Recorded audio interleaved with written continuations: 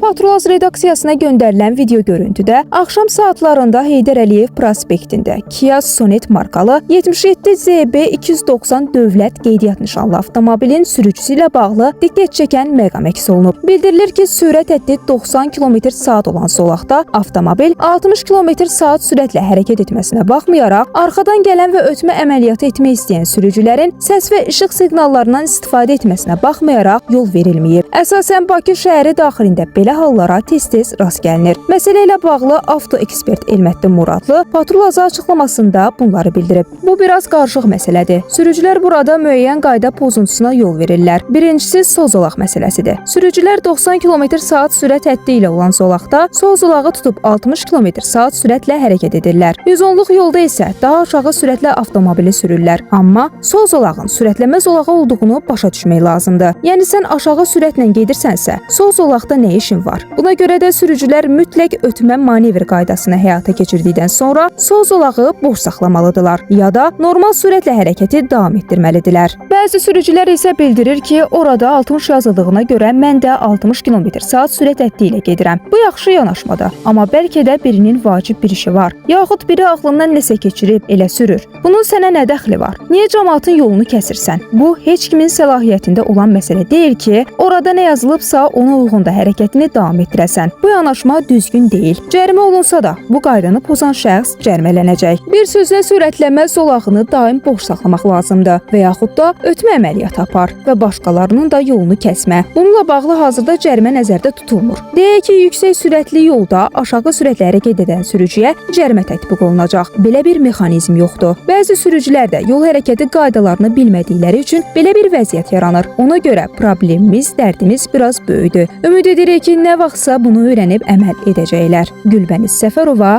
Patrul AZ.